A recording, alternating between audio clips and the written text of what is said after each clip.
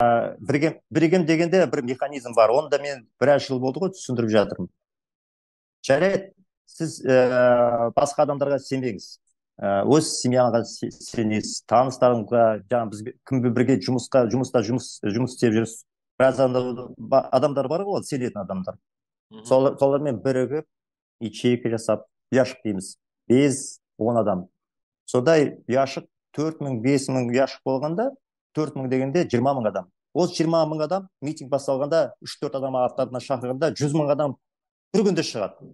Өзіңіз білесіз, 100 мың адам жаңа қаланың ішінде жүргенде, халық оларды көріп, оларды ойлап жатыр ғой, мен де шығам, бірақ қорқып жүр.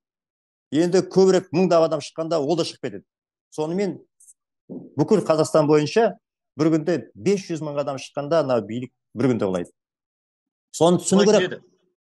Қалай осындай механизм жасау керек. Иә, қазір де жасауға болады оны, қазір де. Бірақ көбісі, ой, ешекін қойшы, ана халық шыққанда мен де шығамын дейді. Қайда, мастағы халық па? Біздің халық әрқайсысы солай ойлап жатыр ғой. Анау халық шықса мен де шығамын деп. Халық шықпай жатыр.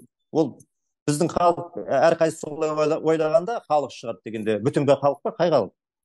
Жұмыс жасамайды, әрекет жасамайды. Бір қадам жасау керек, бір қадам. Мынау ұяшық құру керек. Сенімді адамдар бірігіп, бізге штабқа шығып, содан кейін біз айтамыз ғой, мысалы 19 мартта мына жерге әр қалада, 21 қалада бәріміз жиналып шығайық деп. Штабпен байланысып бізбен бірге жұмыс жасағанда бір күнде шығарамыз халықты.